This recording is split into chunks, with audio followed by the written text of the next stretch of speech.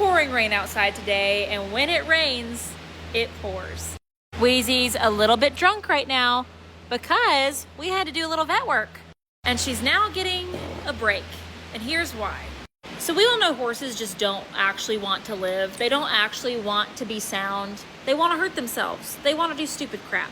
I really don't think that Wheezy did anything specifically stupid, but we did notice coming in from the pasture because, you know, she was in training in Georgia and she went out to pasture there, but it was a lot more limited, smaller turnout type. But here, y'all know, I want my horses to have friends and be in the bigger pastures. And I've talked about how I do not disagree that trainers have to be a little bit more limited just because of the multiple clients aspect. But she started going out with a couple of friends in a bigger pasture overnight, and we didn't really see her do anything specific. Like, we can't pinpoint, oh yeah, she slipped, or oh yeah, I saw her fall, or I saw her get kicked. We don't have an answer for that. But she did come in from the pasture, and her front suspensory looked a little bit thicker, and she looked like she was kind of stocked up, like a little puffy, a little inflamed. And so we were like, okay, maybe she tweaked something. We lasered it, iced it, put a standing wrap on, and we were like, we'll just see what she looks like after the weekend, have a little rest. And as of today, Monday, it just wasn't really where we felt warm and fuzzy. And it was like, okay, I'd rather be ahead of it if it is something bad, like a tear or, a hole, whatever. So the vet was coming out for other reasons today, and we just went ahead and had him ultrasound her. And she did have a very small, like so small hole in her front left remedial suspensory. That's why she's a little drugged, because we went ahead and shockwaved it. Shockwaving on soft tissue like that can really help with healing. And it gives a little bit of relief too. So we shockwaved her, we ultrasounded her. We will be doing this thing called Renovo in about 2 weeks, but the inflammation has to go down first. That's similar to like stem cell therapy for the healing of that suspensory. She's gonna have to have time off. She's gonna have to have probably a couple of months off, if like at the very least.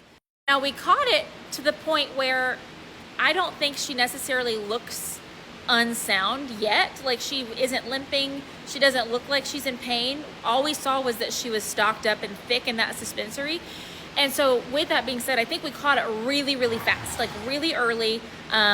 Trauma can happen at any time. They can step wrong. They can get kicked. They can, from running, from bucking, from training, from anything, any of the hard work or the hard activity that they do. And like I said, she's been going out for really long turnouts every single day. Since she's been here, she's just been getting long lined, and she's been ridden a couple of times. And this is where I will double down that this is just the risk you have when you have animals that you are trying to do sports with and that you're trying to perform with. That, yes, it is very tempting to keep them in their stall and keep them safe and try to bubble wrap them, but that's just not necessarily how I choose to treat my show horses, and I really want them to go outside every day. And so even though stuff like this, which again, I don't even know if it happened out in the pasture, but I'm going to continue putting my horses out, even though things like this happen, and it sucks, and it, kind of takes your timeline off the rails, because we had really hoped to be taking her to a show this week and, trotting her around and getting her in the show pen a little bit. So definitely sucks, but I think it's going to be for the best. It'll give her some time to heal.